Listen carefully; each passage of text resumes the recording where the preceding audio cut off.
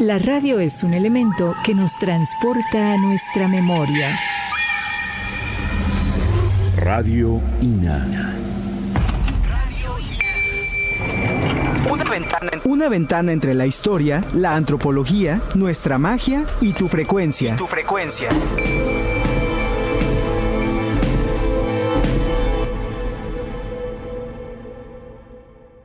¿Qué tal, amigos? Muy buenos días. Esto es Radio INA de la Dirección de Medios de Comunicación del Instituto Nacional de Antropología e Historia.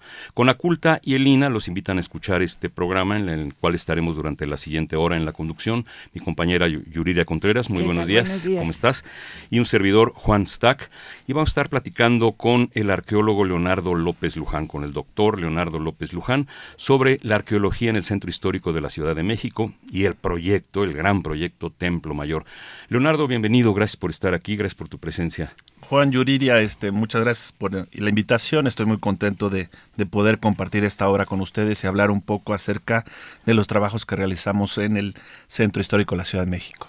Muy bien, antes de iniciar la conversación, daré simplemente unos cuantos plumazos en el larguísimo currículum de Leonardo López Luján. Como cosas relevantes les puedo decir que al concluir la secundaria, tuvo una de las mejores oportunidades de su vida. Ingresó al proyecto Templo Mayor bajo la tutoría de Eduardo Matos Moctezuma, terminando la secundaria. Exactamente, había tenido entonces una sobredosis de televisión, de bicicleta y de fútbol y Sí. me decidí a hablarle a Eduardo para pedir trabajo, trabajar ahí como esclavo, es decir, un trabajo no remunerado porque obviamente no tenía ninguna preparación, ¿no? Uh-huh.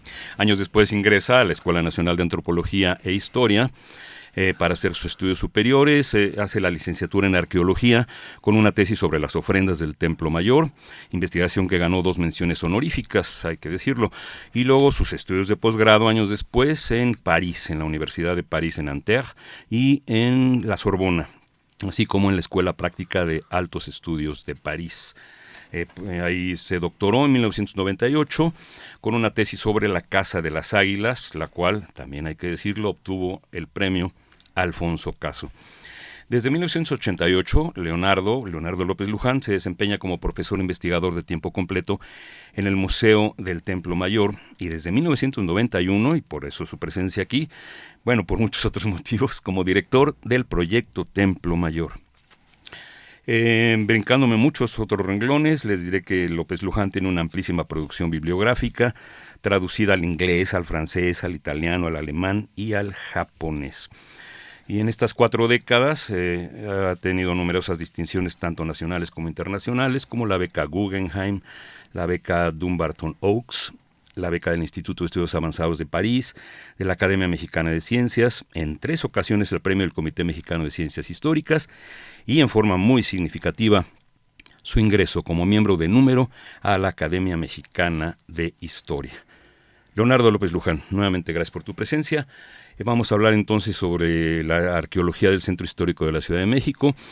¿Nos sugieres, Yuridia, que comencemos con...? Pues platicando un poco sobre las condiciones de la Ciudad de México, de lo que fue la vieja ciudad, que ahora es su centro histórico, una ciudad construida sobre la antigua Tenochtitlan, y cómo fue la existencia de esta ciudad y cómo fue identificándose con el paso del tiempo la presencia de la antigua ciudad en el subsuelo de la nuestra. Sí, primero tendría que aclararle a los radioescuchas que el trabajo que hacemos los arqueólogos que excavamos en la Ciudad de México tiene una nota distintiva, uh-huh, y que podría ser comparado con las faenas, con las tareas cotidianas que hacen nuestros colegas en ciudades como Estambul, como Roma, como Alejandría y otras muchas urbes actuales que cubren, ¿no?, con toneladas de asfalto y de concreto las ruinas de antiguas metrópolis, ¿no? Es decir, a diferencia de nuestros colegas, por ejemplo, de Lina, que trabajan en Sonora, ¿no?, campamentos cazadores-recolectores, o de nuestros buenos amigos que laboran en Chiapas en medio de la selva,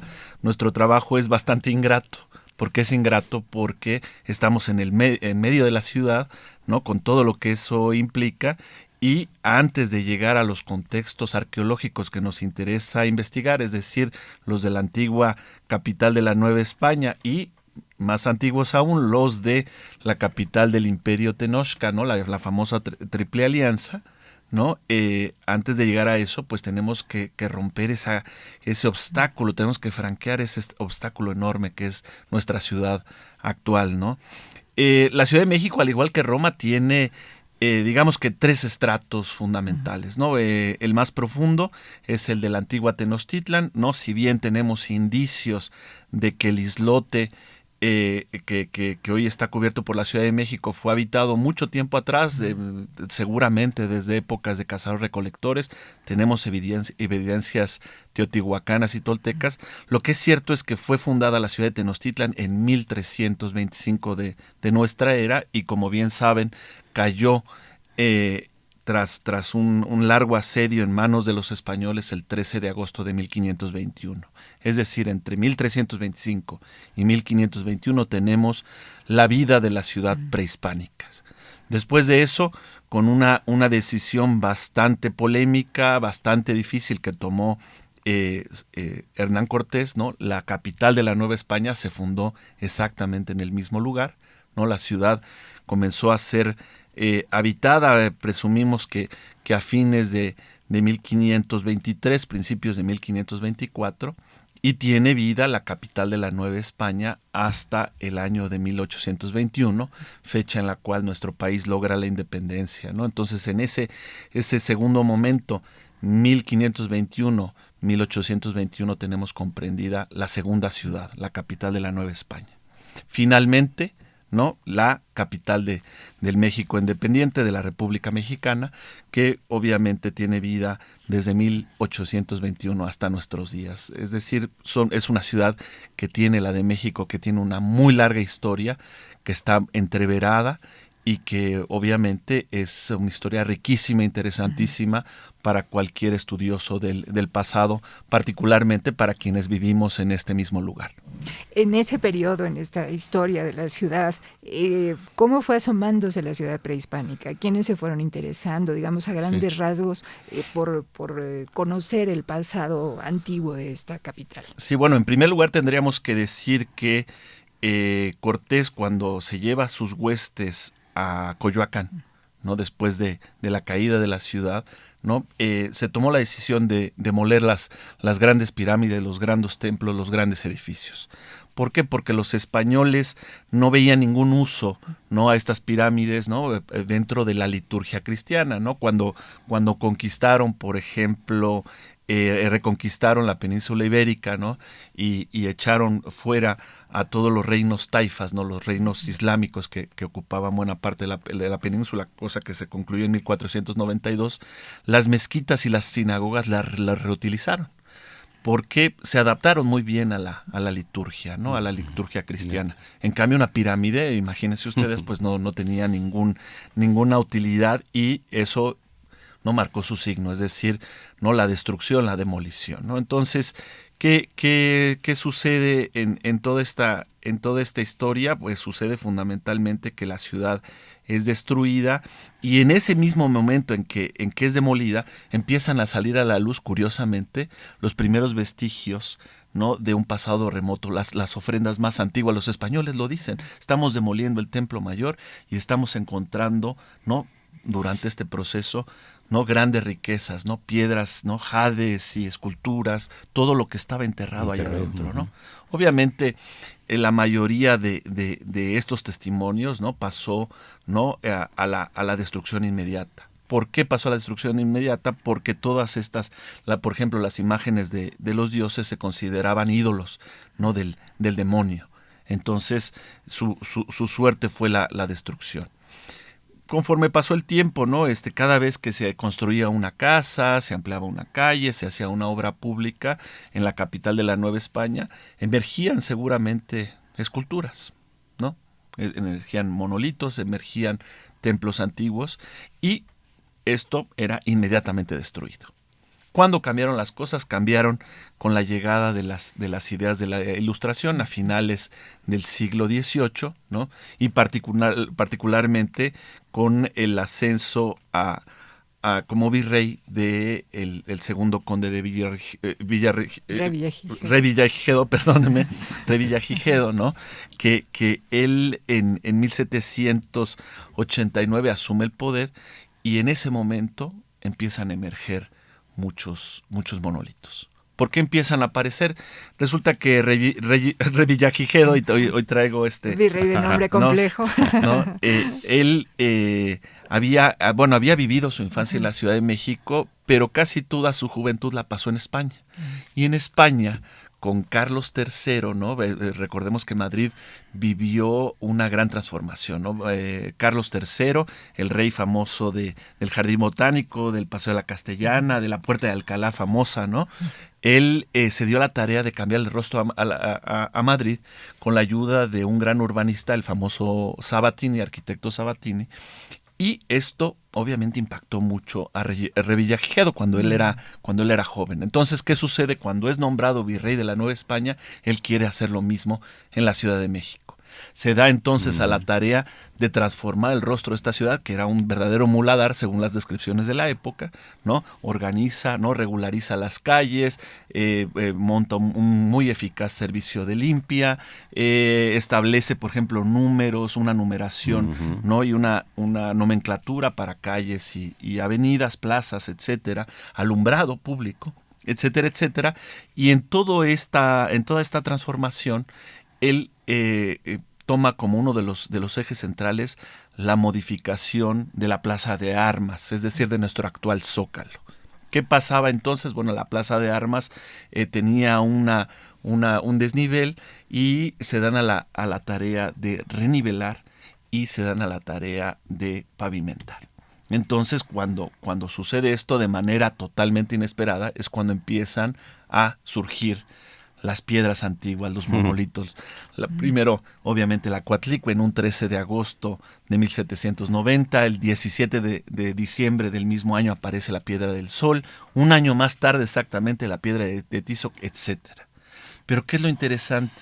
Que en ese momento, con las ideas de la Ilustración, ya se valora el pasado prehispánico, no se valora como documento, ¿no? Estos monumentos como documentos históricos, y se ve hasta cierto punto un valor estético. Entonces, no se destruyen. ¿Qué es lo que se hace con estas piedras?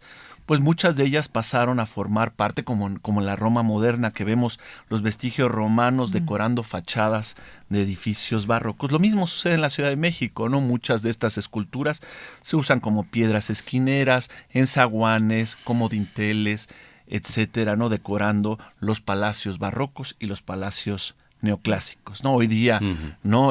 Vemos en muchos lugares, por ejemplo, en el Palacio de los Condes de Santiago Calimaya, esa famosísima, Suárez, ¿no? En Pino Suárez y República del Salvador, esa famosísima cabeza de serpiente emplumada. Que nadie la ve, ¿verdad? Porque no voltean para abajo. Exacto, o en la calle de Zapata, continuación de Moneda y San Marcos, un bellísimo jaguar, o un jade empotrado en un restaurante de lujo que ahora conocemos como McDonald's, ¿no? Que está en la esquina de Madero y de Motolini. Es decir, hay muchos vestigios de aquellos tiempos y que atestiguan precisamente la revaloración del pasado prehispánico. La Coatlicue tiene una historia especial, ¿no? Porque la ocultan y la vuelven a sacar. Tiene varias... Exactamente. Ese es un fenómeno, qué bueno que lo mencionas, Juan, es un fenómeno muy interesante. ¿Por qué? Porque la Coatlicue, a diferencia de la Piedra del Sol, ¿no? Comentamos que las dos aparecieron casi al mismo tiempo, fueron percibidas de manera totalmente diferente. La Piedra del Sol para los novohispanos representaba la perfección del conocimiento antiguo, ¿no? La geometría, la matemática, la astronomía, ¿sí? El calendario, todo eso representaba. Y eso marcó que la Piedra del Sol fuera llevada, ¿no? A la Torre Nueva de la Catedral, a la Torre Oeste, y fuera empotrada ahí para que quedara, ¿no? A la vista pública. Y ahí quedó casi 100 años quedó expuesta la Piedra del Sol, ¿no? Hasta que fue llevada al Museo Nacional. ¿Qué pasa con la Coatlicue? La Coatlicue es la otra cara de la moneda. Representaba lo que los españoles y los criollos no querían saber del pasado indígena, ¿no? El sacrificio, la muerte, la sangre, ¿no? Esa era su visión. Y pese a que es una obra excelsa, la llevaron al patio de la universidad, ¿no? La universidad fue demolida por justo cierre, ese edificio, pero se encontraba justo atrás de nuestra actual, ¿no? Suprema Corte de Justicia, en la Plaza del Volador. Uh-huh. Entonces se lleva ahí la Coatlicue y muy poco tiempo después, ¿no? Los quienes estaban a cargo de la universidad, es decir, los dominicos, ¿no? Ven en ella un foco, ¿no? Un foco rojo que los alarmó muchísimo. ¿Por qué? Porque pensaban que estos monumentos iban a comenzar a ser nuevamente venerados por la población indígena, y como elemento los consideraban el elemento de perversión de los jóvenes. Entonces, ¿qué hicieron? Pues lo enterraron. Inmediatamente después le enterraron y sufrió, ¿no? lo que tú evocas, ¿no? A lo largo del tiempo, en esos pocos años antes de la independencia, fue exhumada y vuelta a inhumar. ¿Por qué? Porque había interesados en verla, ¿no? Entre ellos el famoso Alexander von Humboldt, ¿no? Quien la vio nada más 20 minutos. Así. ¿No? Humboldt intercede por él, el obispo de Linares, logra que Humboldt que le muestren la piedra, lo atestigua también el obispo de Linares, la admiran 20 minutos y en un momento determinado el obispo tiene que regresar al convento de San Agustín, que es donde se estaba alojando, ¿no? Y Humboldt lo acompaña, y cuando regresa ya estaba otra vez enterrada, ¿no? Entonces eso él lo narra en su diario. Y obviamente lo sufrió mucho, ¿no? Le dio mucha pena, pero se tuvo que contentar con hacer luego sus descripciones publicadas en sus Vistas de las Cordilleras a partir de los dibujos que había mandado a hacer Leonigama, ¿no? Porque apenas si tuvo tiempo de vislumbrar el monumento. Van entonces apareciendo vestigios, se va conociendo más, va habiendo más interés, aparece el trabajo arqueológico más adelante, pero el proyecto Templo Mayor pues va a ser realmente un parteaguas absoluto en la historia del conocimiento de la antigua ciudad de Tenochtitlan. ¿Podríamos platicar un poco sobre este papel que juega el proyecto? Sin duda el proyecto Templo Mayor de nuestra institución, del Instituto Nacional de Antropología e Historia, puede ser considerado un parteaguas, un hito en esta gran aventura arqueológica, ¿no? que tiene como escenario el centro histórico de la Ciudad de México. Damos un brinco enorme en el tiempo, porque estábamos hablando de finales del periodo virreinal, nos vamos ahora a 1978. Sí. ¿Y qué pasa, ¿no? Entre ese 1790, ¿no? y ese 1978? A lo largo de todas esas décadas, ¿no? Sí continúan los trabajos, ¿no? de toda índole, privados y públicos en el centro de la ciudad, y se continúan haciendo este tipo de descubrimientos que son fortuitos, son totalmente inesperados, son casuales, ¿no? Y que poco a poco fueron alimentando, ¿no? todos estos hallazgos al Museo Nacional, ¿no? Piedra que se encontraba, piedra que se recuperaba y que se llevaba a conservar y a exhibir al Museo Nacional, que la mayor parte del tiempo tuvo como sede la Casa de Moneda, ¿no? en parte del complejo de nuestro Palacio Nacional, ¿no? Entonces, ¿qué es lo que sucede? En 1978 viene un hallazgo fortuito más, que es el del monolito de la diosa lunar Coyolxauhqui, ¿no? Pero eso detonó, ¿no? algo que es totalmente novedoso para su momento. ¿Qué es lo que sucede? México vive una coyuntura muy particular. Estamos hablando del sexenio de José López Portillo, que ustedes recordarán, ¿no? Y que fue marcado, entre otras cosas, por el hallazgo de grandes mantos de petróleo, ¿no? México administraba, ¿no? Como decía uno de el entonces director general de Pemex, ¿no? Administraba la abundancia, ¿no? Y eso hacía a México un país rico y optimista, ¿no? Tal vez de manera demasiado exagerada, ¿no? Entonces, se combinan dos iniciativas. Por un lado, la del presidente López Portillo, ¿no? que quiere, ¿no? a toda costa excavar completamente el Templo Mayor, ¿no? es decir, la gran pirámide de Tenochtitlan, ¿no? Él, en sus propias palabras, él quería hacer un contrapeso de de la plaza del crucificado, ¿no? Aludiendo obviamente a nuestro Zócalo, ¿no? Quería hacer un contrapeso y crear la plaza de la decapitada, obviamente aludiendo a la diosa lunar Coyolxauhqui, al Templo Mayor. Entonces, él estaba persuadido de que una de sus misiones como presidente era recuperar, ¿no? esta parte perdida de la Ciudad de México y promover las excavaciones arqueológicas. Y la otra iniciativa es la de la iniciativa privada, en ese momento de Espinosa Iglesias, que era el dueño, ustedes recordarán, de Bancomer. Entonces, esa conjunción, ¿no? Tuvo como resultado pues dos cosas. Por un lado, la demolición de 13 edificios que creó obviamente un tremendo debate, ¿no? Se tiraron 13 edificios, ¿no? ¿Para qué? Para recuperar, ¿no? La pirámide principal de Tenochtitlan, ¿no? Y ahí entra la paradoja a la cual nos enfrentamos todos los arqueólogos que trabajamos en ciudades como estas. Ustedes saben que la Ciudad de México tiene el centro histórico más rico de todo, no de todo el país, de todo el continente, ¿no? Entonces, en tanto nación mayoritariamente mestiza que somos, ¿no? ¿Hasta qué punto, ¿no? Se justifica, esa es la gran paradoja, ¿no? Sacrificar una parte de nuestro patrimonio, en este caso la de la tradición europea, para recuperar otra parte, ¿no? Obviamente cada quien tendrá una perspectiva diferente, pero esto genera un debate gigantesco, ¿no? ¿Por qué? Porque todo es nuestro patrimonio. La herencia europea, la herencia indígena, y todo es muy valioso, ¿no? Entonces, bueno, la decisión en medio de este enorme debate, la decisión política se tomó, con todo lo positivo y lo negativo que eso implica, y se excavó una superficie de 13,000 metros cuadrados, para hablar en números redondos. ¿Cuántos son 13,000 metros cuadrados? Son un poquito más de 1 hectárea, ¿no? Y eso fue suficiente, ¿no? Por un lado, fue suficiente para excavar el Templo Mayor, ¿no? Esta pirámide doble dedicada a Huitzilopochtli y a Tlaloc, es decir, al dios Sol y de la guerra, y al dios de la lluvia, ¿no? Y otros 13 pequeños adoratorios que estaban en torno a este gigantesco monumento, ¿no? Y eso cambió el rostro no solo de la ciudad, sino de nuestro conocimiento. ¿Por qué? Porque antes, a diferencia de nuestros colegas que trabajan, yo decía, en Sonora y que trabajan en Chiapas, ¿no? Antes conocíamos a la civilización mexica principalmente a partir de los documentos históricos. Es decir, todos estos textos que se escribieron fundamentalmente en caracteres latinos, ¿no? Latín, castellano y lenguas indígenas, mayoritariamente el náhuatl, ¿no?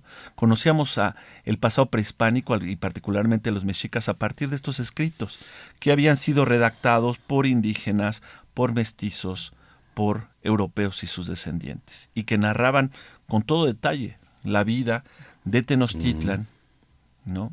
Antes de la conquista española, ¿no? Ese era nuestro conocimiento de Tenochtitlan, conocimiento, repito, histórico. ¿Qué sucede a partir de 1978? Que nuestra perspectiva se enriquece enormemente con una información que es cualitativamente distinta, que es la información arqueológica. Ahora comenzamos a conocer la antigua ciudad, no por escritos, que es una información valiosísima, sino por sus ruinas mismas, por sus vestigios materiales. Y eso nos ayuda, obviamente, a complementar la información. ¿Por qué? Porque el dato arqueológico, ¿no? A veces complementa al histórico, a veces lo enriquece, o a veces, francamente, lo contradice, ¿no? Entonces, nuestra perspectiva a partir del 78, año en que Eduardo Matos Moctezuma, mi querido maestro, funda el proyecto, la perspectiva nos enriquece. Hay una revolución en el conocimiento. Ahora, no hay que ser demasiado optimista. ¿Por qué? Porque conocer una ciudad que medía, una megalópolis de la antigüedad que medía 13,5 kilómetros cuadrados y era habitada por 200,000 habitantes, conocerla abriendo esa pequeña ventana de poco más de 1 hectárea, pues es realmente imposible, ¿no? Sí, yo siempre pongo el ejemplo, ahora escribía un artículo recientemente para la revista Algarabía, ¿no? Pongo el ejemplo de imaginar un arqueólogo del año 3000 o 4000 que se da a la tarea de excavar la Ciudad de México de la época de Mancera, ¿no? Sí, que ya está obviamente destruida, ¿no? Y este hombre, imagínense, este arqueólogo, este profesional, llega a las ruinas de la ciudad del 2013 y trata de conocerla excavando el Zócalo. Pues sí, va a tener una vista totalmente reducida. ¿Qué tendría que hacer este arqueólogo? Pues si está interesado en los centros de poder, pues tendría que ir a excavar en el Palacio Nacional, en el Palacio del Cabildo, pero también en la Catedral y también en Televisa, ¿no? O sea, tendría que tener esa perspectiva más completa. Si le interesa la cuestión económica, tendría que ir a excavar algunos mercados sobre ruedas, unos 7-Eleven, nuestras tiendas, como le llaman ahora, de conveniencia, a Santa Fe, a la central de Abasto, sin duda, ¿no? Si quisiera conocer los símbolos de esa ciudad, ¿no? Pues la Basílica de Guadalupe, el Estadio Azteca, el Palacio Legislativo, el mismo Museo de Antropología, y así nos iríamos al infinito. Y para conocer a sus habitantes tendría que excavar, ¿no? en las lomas, pero también en la del Valle y en la Agrícola Oriental, e irse hasta Iztapalapa, ¿no? Y eso, obviamente, después de mucho trabajo, eso le daría una visión global, por lo menos una visión más equilibrada. ¿Cuál es nuestro problema como arqueólogos? Que quienes trabajamos en el centro de la Ciudad de México, pues estamos excavando solamente esa área de monumentos. Por fortuna, ahí existen nuestros colegas, ¿no? Apreciamos muchísimo trabajo de la Dirección de Salvamento Arqueológico, que un poquito están más abocados en la periferia de la ciudad y que nos dan datos fundamentales sobre los habitantes, ¿no? El chilango, diríamos hoy, de antes de 1521, ¿no? Hay datos fabulosos, por poner un solo ejemplo, ¿no? Imagínense ustedes, la casa de un habitante de la antigua Tenochtitlan medía apenas 30 metros cuadrados, ¿no? Es decir, hoy diríamos medio Infonavit, ¿no? Es decir, las casas eran, la gente, el habitante promedio, gracias a las excavaciones que hace la Dirección de Salvamento Arqueológico, sabemos que vivía en estos espacios tan reducidos, muy, muy limitados, muy pequeños, que eran propios de la época. En la Sevilla contemporánea, ¿no? También vivían todos, digamos que en esos espacios casi hacinados vivían, ¿no? Entonces nos ayuda a comprender a la ciudad de una manera muy distinta si complementamos el trabajo del proyecto Templo Mayor con estos salvamentos, ¿no? Ahora que estás mencionando esto, estas peculiaridades del trabajo en el Centro Histórico de la Ciudad de México, me gustaría que nos contaras un poco sobre el programa de arqueología urbana, sí, porque el proyecto Templo Mayor nace en el 78, arqueología urbana en el 91. Supongo que, bueno, se van buscando estrategias para que esa visión que tienen ustedes también se pueda ir ampliando y trabajando con disciplina. Exactamente, ¿no? El Museo del Templo Mayor tiene dos programas de excavaciones que son hermanos, ¿no? Son dos proyectos muy importantes ambos y que en buena medida son complementarios. Ambos fueron fundados por nuestro maestro Eduardo Matos Moctezuma. Como bien dijiste, Yuridia, en 1978 el proyecto Templo Mayor, que se concentra, es un proyecto de investigación que se concentra en la zona arqueológica del Templo Mayor, ¿no? Y el otro es el programa de arqueología urbana, fundado en 1991 y que se aboca a los rescates y los salvamentos que tienen lugar en el primer cuadro, es decir, en torno a la zona arqueológica. Un proyecto de investigación, afortunadamente, bueno, yo he estado a cargo, es un privilegio por el cual me siento muy honrado. He estado a cargo del proyecto Templo Mayor desde el 91, sucediendo a mi maestro Eduardo Matos. Y en el caso del programa de arqueología urbana, ¿no? Actualmente está a cargo de un colega y muy buen amigo, Raúl Barrera, Él está a cargo de todos estos trabajos. Entonces trabajamos a la par, de hecho nos ayudamos mucho, estamos siempre en comunicación. ¿Por qué? Porque uno está del otro lado de la barda, ¿no? Nos los limita únicamente una línea, ¿no? Imaginaria o a veces no tan imaginaria, pero estamos al final de cuentas excavando lo mismo, ¿no?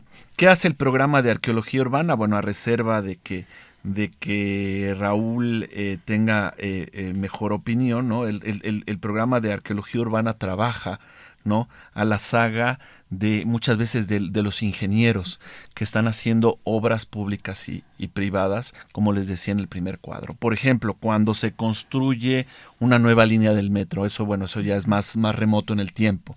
Cuando se instala una subestación eléctrica, cuando se repavimenta una calle, cuando hay un trabajo de recimentación de un edificio, cuando se instala una red de fibra óptica, ¿no? Los arqueólogos siempre están ahí.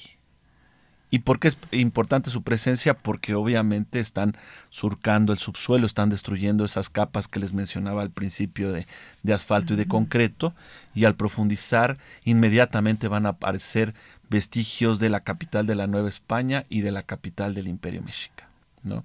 Entonces los arqueólogos están ahí. Y en ese caso Raúl y todo su equipo de muy, muy brillantes arqueólogos, ellos están haciendo hallazgos que son espectaculares, ¿no? Voy a poner un par de ejemplos, ¿no? Muy recientemente, ¿no?, excavaron bajo el Centro Cultural de España en México, ¿no?, ahí en la calle tiene ahora dos frentes, en Guatemala y en Donceles, e hicieron un hallazgo espectacular que ahora está precisamente en exhibición pública. Cualquiera puede ir a visitar, basta bajar las escaleras del Centro Cultural de España y dirigirse hacia el sótano, y uno encontrará los vestigios del Calmecac, es decir, de la escuela para nobles. Y se instaló ahí todo un dispositivo museográfico que le permite al visitante no solo apreciar el vestigio, sino conocer, ¿no?, los hallazgos fundamentales que se hicieron durante las excavaciones, y por gráficos y por textos, ¿no?, documentarse acerca de esta excavación. El mismo Raúl Barrera encontró todavía en fechas más recientes una parte, porque es un edificio gigantesco y solo pudo exhumar una parte del antiguo templo de Hecatquetzalcóatl, es decir, la pirámide y la capilla que estaban dedicadas al famosísimo dios del viento.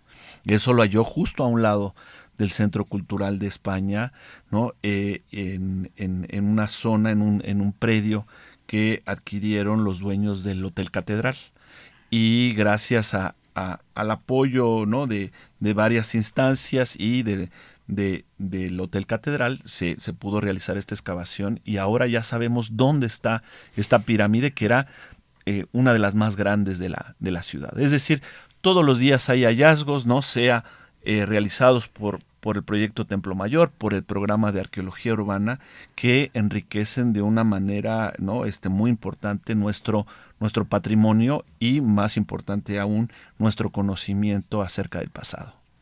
Ahora, esto siempre se le ha llamado Valle de México, pero realmente es una cuenca con unas características físicas muy particulares. ¿Qué retos especiales representa para ustedes, los arqueólogos, el trabajo en el subsuelo de la Ciudad de México, precisamente por estas características del manto freático y también por el uso urbano intenso de la zona? Sí, Juan, qué bueno que lo comentas, ¿no? Primero, la aclaración es totalmente pertinente, ¿no? En todos lados oímos Valle de México, en realidad, como bien lo dices, es una cuenca, ¿no? Antiguamente aquí había además un lago, y eso lo notamos los arqueólogos y también los habitantes de la ciudad cada época de lluvias, ¿no? Con tantas inundaciones, ¿no? ¿Qué pasa donde quiera que excaves en el centro histórico? A muy poca profundidad vas a encontrar el nivel freático, es decir, la parte superior de los mantos de agua, ¿no?, del subsuelo.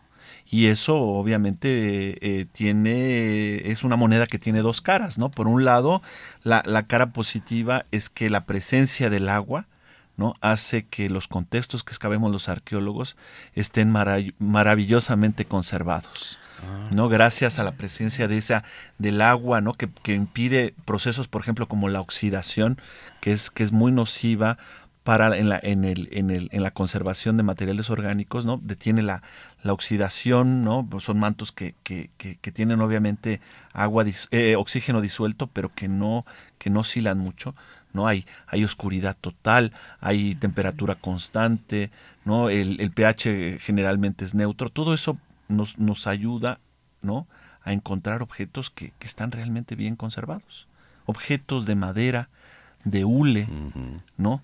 De copal, ¿no? que es una resina, ¿no? Incluso han aparecido flores, púas de maguey, ¿no? Vestigios de pieles, vestigios de plumas, gracias precisamente a la presencia de esas napas o mantos freáticos, ¿no? O sea, al agua del subsuelo. La otra cara de la moneda es que eso es muy, muy complicado, excavar donde hay agua, ¿no? Los arqueólogos que excavan, por ejemplo, en la ciudad de Londres tienen exactamente el mismo problema. Entonces, ¿qué es lo que tenemos que hacer? Pues tenemos que bombear el agua, pero hay que hacerlo con muchísimo cuidado. ¿Por qué? Cuando tú sacas el agua, ¿no? Para que el nivel freático descienda y puedas intervenir arqueológicamente, ¿no? Eso tiene un daño colateral, que provoca hundimientos.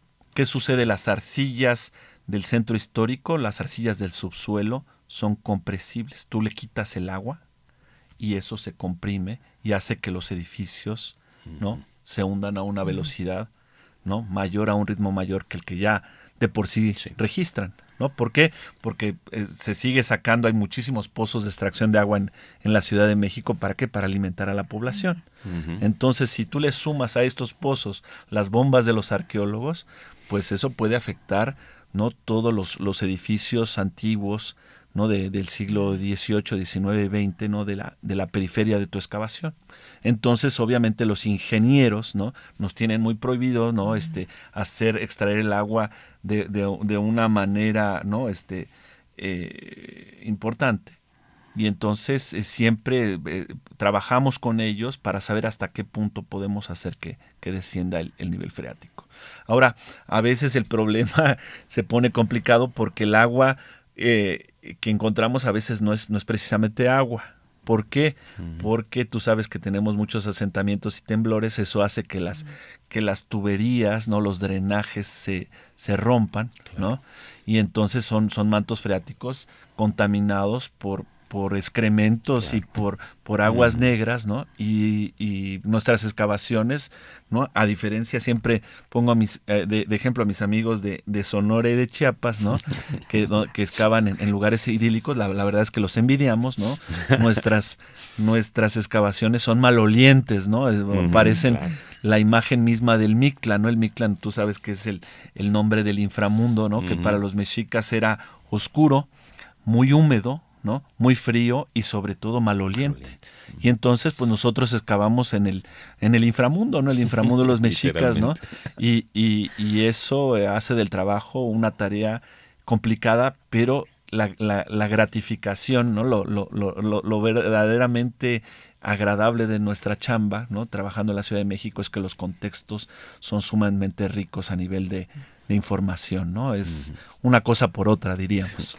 A mí me gustaría que nos hables, ya rebasamos la media hora, o sea, rebasamos la mitad de esta conversación que hemos planeado con el arqueólogo Leonardo López Luján, y nos quedan todavía muchísimos temas en el tintero. A mí me gustaría que nos hables un poco de las ofrendas que se han localizado en el Templo Mayor. Llaman mucho la atención los espacios arquitectónicos, que son importantísimos, pero también ha dado mucha información el Templo Mayor a través de estas distintas ofrendas. De manera particular me gustaría que nos hables de la 126 y que aprovechemos esto también para hablar un poco de la interdisciplina que ha generado el proyecto Templo Mayor al incorporar en estas investigaciones a biólogos, a malacólogos, a gente de muchas otras especialidades. Sí. Y nacionalidades. Y nacionalidades también. Nacionalidades, eso es un ingrediente muy, muy interesante, ¿no? A veces hay quien nos reprueba porque nos ve trabajando con colegas de Japón. Tenemos buenos amigos de la Universidad de Nagoya o colegas que vienen desde Francia, de los Estados Unidos, uno que otro estudiante de España, de muchos lugares, ¿no? Y tú sabes que esto es como el genoma humano, ¿no? Que poco importa, ¿no? El color de tu pasaporte, ¿no? Lo importante es que haya gente de alto nivel y especialistas muy bien capacitados y que todos, ¿no? de manera coordinada, ¿no? colabore en este proyecto, que sin duda es un proyecto mexicano, ¿no? financiado por una institución mexicana, pero en el que colaboran, ¿no? especialistas de alto nivel de todo el mundo, ¿no? Eso es algo muy importante y que afortunadamente va cambiando con el tiempo, ¿no? Otro ingrediente que mencionas, Yuridia, que es fundamental, es eso de la interdisciplina, ¿no?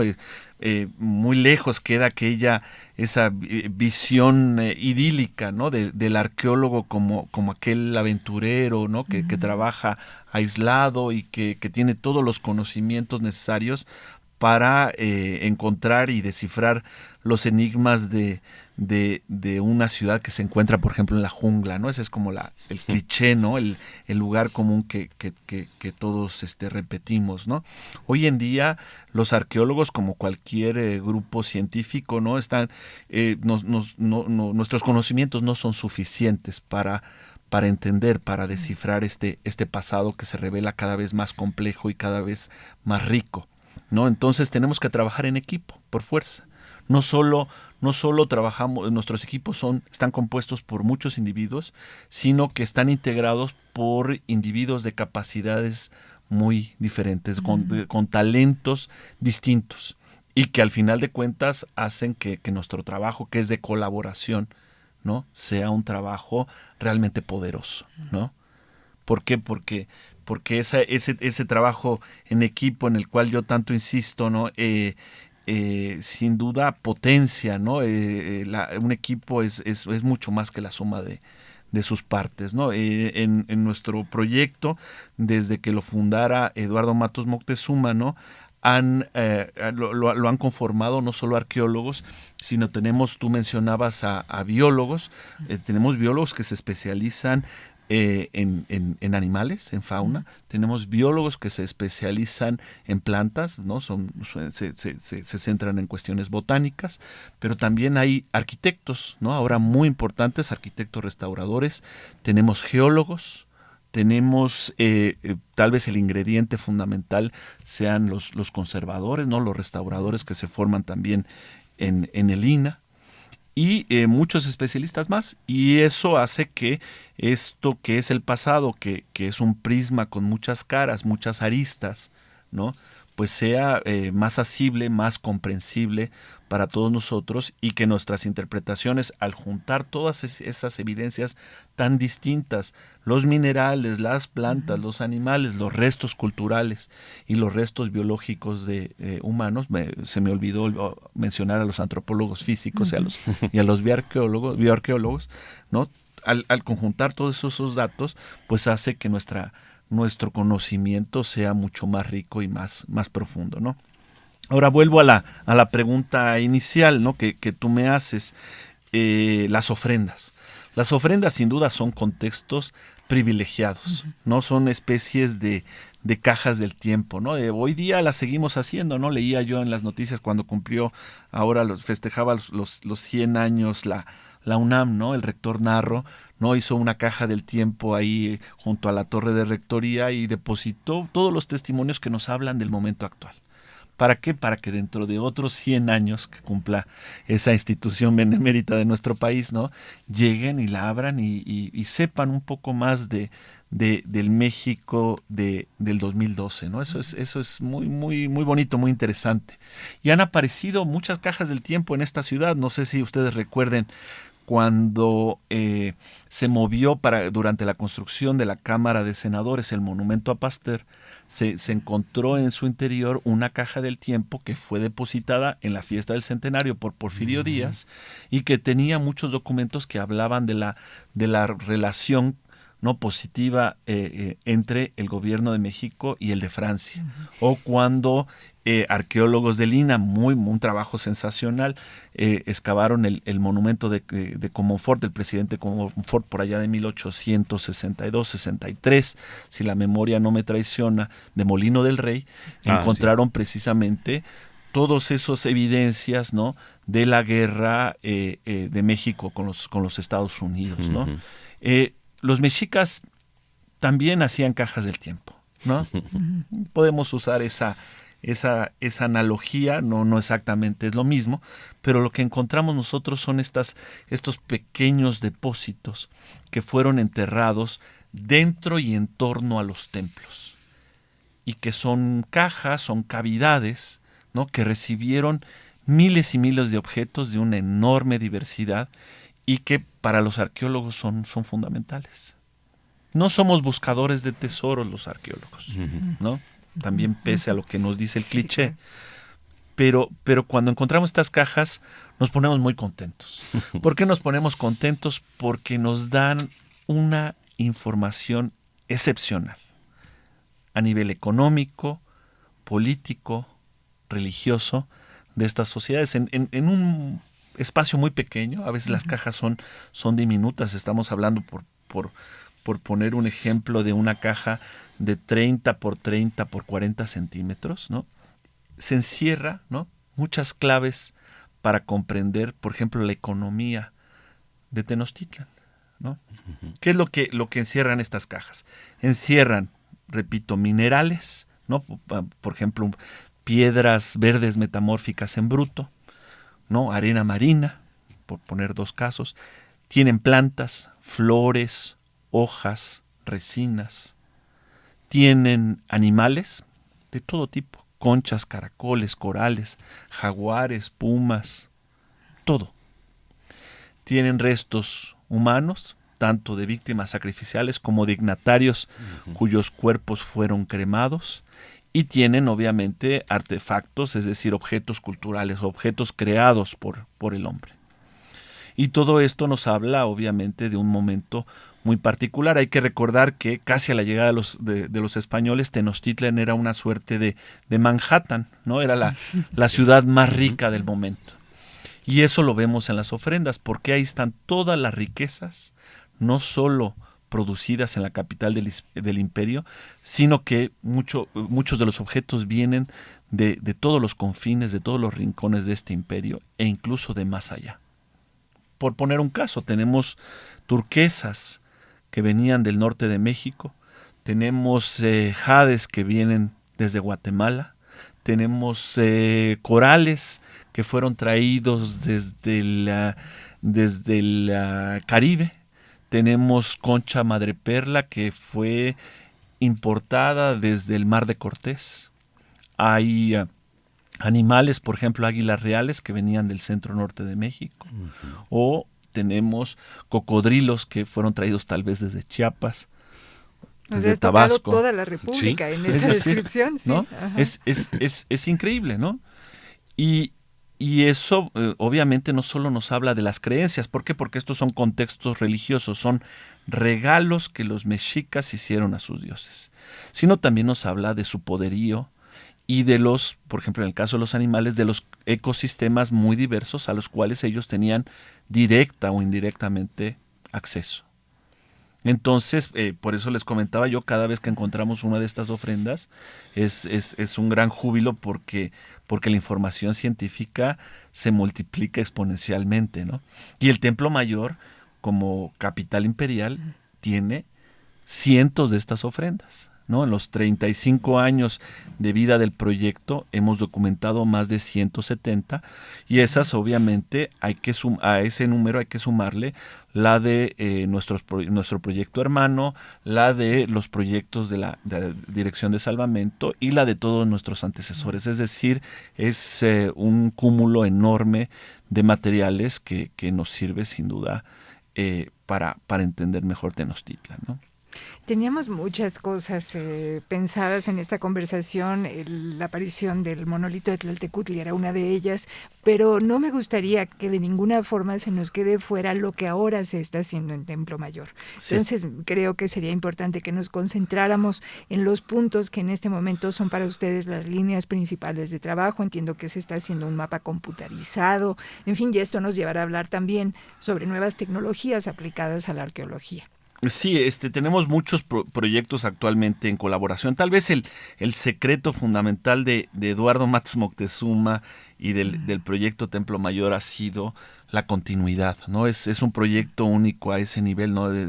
Mencionaba que tenemos 35 años de vida y por ahí ha pasado mucha gente, varias generaciones, ¿no? Yo ahora tengo la estafeta, pero espero en algún momento pasarla a algún joven, ¿no? que forma parte del equipo o no sabemos qué pasa en el futuro, ¿no? Lo interesante es que somos equipos, como mencionaba, y están compuestos estos equipos de varias generaciones, ¿no? Ese es el ingrediente fundamental, ¿no? Y gracias a la incorporación precisamente de los jóvenes, de toda esta generación, ¿no? que ha nacido ya en un medio muy diferente al nuestro, ¿no? Y que conoce las nuevas tecnologías. Gracias a esto nuestro proyecto se ha renovado y se sigue renovando como todos los proyectos arqueológicos, ¿no? ¿Qué es lo que estamos haciendo ahora en el Templo Mayor? Gracias, como decía, al trabajo de los jóvenes, estamos incorporando, por ejemplo, el uso de posicionadores satelitales, de estaciones totales, que son una suerte de teodolitos muy complejos para hacer topografía. Estamos usando sistemas de registro en tercera dimensión y todo eso nos ayuda a hacer un nuevo mapa computarizado de los vestigios que actualmente están visibles en el centro histórico de la Ciudad de México, ¿no? Entonces trabajamos con jóvenes egresados de la Escuela Nacional de Antropología e Historia, pero también hay colegas, decía, que vienen de nuestra ciudad hermana de Nagoya, de Japón, de la Universidad Prefectural de Aichi. Hay colegas que nos han ayudado de la Universidad de Ferrara en Italia, que por ejemplo están trabajando actualmente en Pompeya, y tenemos otros amigos de universidades de los Estados Unidos.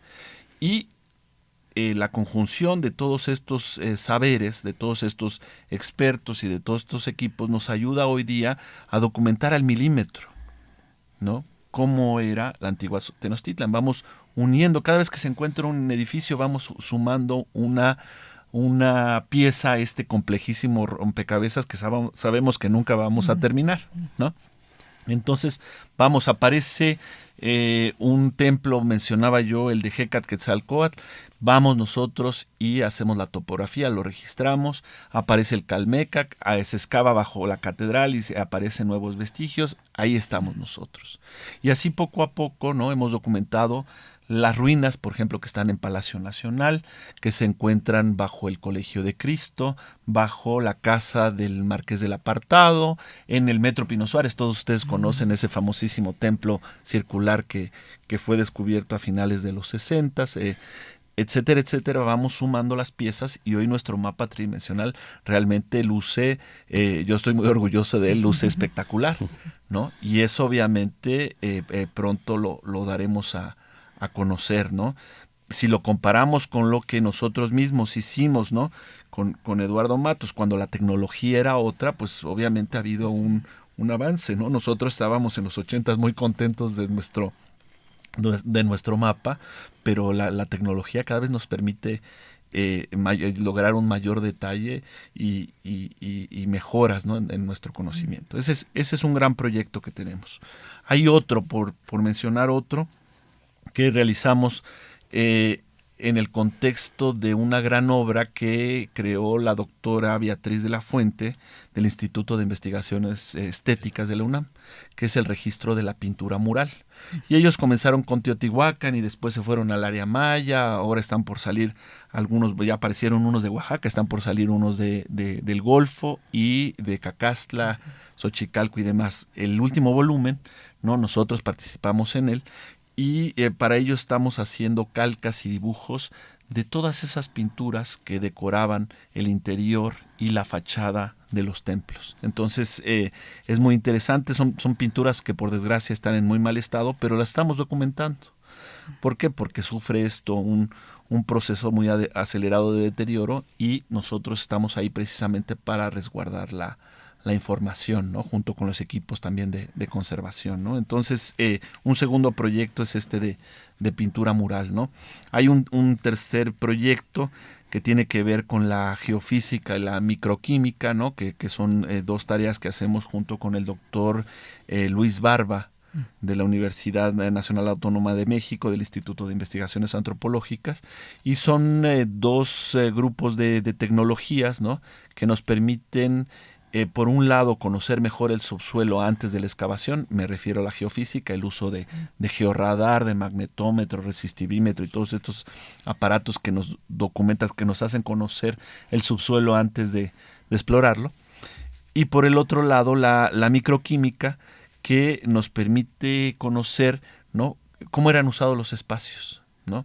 ¿Por qué? Porque encontramos, por ejemplo, en los pisos de estuco, restos de albúmina, que es la principal proteína de la sangre, ácidos grasos, documentamos carbonatos, fosfatos, pH y otras muchas cosas, y esto nos dice, ¿no?, dónde, por ejemplo, hicieron una ofrenda de copal, dónde realizaron autosacrificio, donde enterraron alguna ofrenda de material orgánico, etcétera, ¿no? En fin, esto es muy rico y todo esto es potenciado por estas nuevas tecnologías y, sin duda, lo más importante, la colaboración interinstitucional. No solo es el INE el que está ahí, sino colegas, como decía, de otras instituciones nacionales y extranjeras. De las cosas que también están pendientes, lo de los gobernantes mexicas. Los tres gobernantes, Ahuizotl. Y estas excavaciones que se están haciendo, de alguna forma la aparición de Tlaltecutli pudo dar datos sobre la ubicación de estas sepulturas de los antiguos, o los sitios donde están los restos de los antiguos gobernantes. Exactamente. Como bien saben ustedes, el 2 de octubre del 2006, ¿no?, un equipo del programa ¿Qué fechas eligen los monolitos para aparecer? 2 de octubre no se olvida, ¿no? Y 13 de agosto aquella Coatlicue, coincidiendo con la caída de México, Tenochtitlan, en fin. 2 de octubre de 2006 aparece el Exacto, monolito. ¿no?, el programa de arqueología urbana, ¿no? Entonces, supervisado por Álvaro Barrera, encuentra el monolito. Fue un hallazgo mayúsculo, ¿no? Y que lo interesante, ¿no?, que ha permitido, ¿no?, buscar algo que nunca hemos encontrado. ¿Qué es eso? Los sepulcros de los soberanos mexicas. Ustedes saben que en el caso de Oaxaca, en el caso de Occidente, del área maya, se han excavado muchísimas tumbas reales, ¿no?, de los gobernantes, y que son especialmente ricas en información porque son contextos que tienen muchísimos materiales y que nos ayudan a comprender, en este caso particular, cómo vivieron los gobernantes y cuál era su poder, ¿no? En el caso de los mexicas, sabemos mucho a través de los documentos históricos, pero nunca, hasta el día de hoy, se ha encontrado un sepulcro real ya de la época del esplendor. No tenemos sepulcros antiguos de dignatarios que aparecieron sobre la etapa 2, pero nunca hemos encontrado la tumba de un tlatoani, ¿no?, de un gobernante supremo. ¿Qué es lo que nos dicen los gobernantes, los documentos históricos? Perdónenme, ¿qué dicen los documentos? Que al pie del Templo Mayor, ¿no?, eran cremados en grandes piras a cielo abierta los cadáveres de los soberanos, y que las cenizas resultantes eran depositadas en urnas que después, en el mismo lugar, al pie del Templo Mayor, eran sepultados. ¿No? Llevamos ahora 6 años, ¿no?, tratando de encontrar esto. Todavía no hemos dado con estos sepulcros reales, pero seguramente ahí están, ¿no? Tenemos menciones de Alvarado Tezosomoc, de Durán, de Bernal Díaz del Castillo, y todos ellos coinciden en señalar que están en el área donde justamente estamos actualmente explorando. Entonces, espero que en el futuro, ¿no?, haya alguna buena noticia, demos con alguno de estos contextos que enriquecerán nuestro conocimiento, ¿no? Les decía, en los últimos años, en esta misma área hemos recuperado 36 ofrendas, pero hasta la fecha ninguna tumba, ¿no? Vamos a ver qué sucede en los años a venir. Pues con esto parece que concluimos la conversación, ya se nos terminó el tiempo. ¿Algún colofón, algún ¿Alguna dedicatoria? ¿Algún saludo? Nos ponía una frase nuestra productora Gabriela Marentes: ¿hacia dónde se perfila el futuro del pasado mexica? Que creo que sería un juego de palabras. ¿El futuro del pasado? Sí, interesantes. Para concluir, ¿cómo ves pues ahora esta ruta que han ustedes abierto y que sigue dando frutos importantísimos? Bueno, el futuro es muy halagüeño, sin lugar a dudas, ¿no? Cada vez hay más especialistas que trabajan a la civilización mexica. Las aptitudes de estos especialistas van en aumento, ¿no? Hay nuevas generaciones que realmente están enriqueciendo el trabajo que nosotros hemos comenzado, ¿no? Estamos muy contentos con todas estas perspectivas, y yo quería terminar pues invitándolos a todos ustedes a visitar el Museo del Templo Mayor, claro, ¿no? Que ofrece precisamente el fruto de nuestras labores como científicos, ¿no? Si ustedes van al Museo del Templo Mayor o revisan cualquiera de las páginas web en internet que nosotros hemos creado, pueden documentarse acerca de nuestras investigaciones, ¿no? Tenemos hasta la fecha una producción de más de 500 títulos. Obviamente no todos son de divulgación, hay muchos que son de carácter científico, pero que dan un poquito cuenta de qué es lo que encontramos en el subsuelo y cómo contribuye esto, ¿no? Este tipo de descubrimientos a el estudio de la historia, ¿no? De esta gran civilización. Pues muchas gracias, Leonardo López Luján, por esta maravillosa conversación.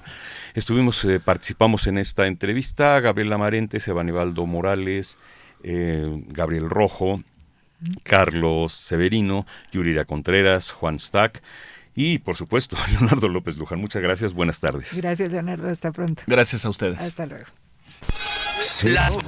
El Instituto Nacional de Antropología e Historia llevó hasta ti las voces, el debate, la experiencia. Jueves de charla en Radio INA. Jueves de charla en Radio INA. Te esperamos la próxima semana para charlar con otro de los personajes que le dan vida a la institución. Jueves de charla en Radio INA. Conaculta, Instituto Nacional de Antropología e Historia. Las opiniones y comentarios aquí expresados son de entera responsabilidad de quienes proporcionan la información y no representan necesariamente las opiniones de Radio INA ni comprometen el pensamiento editorial del Instituto Nacional de Antropología e Historia.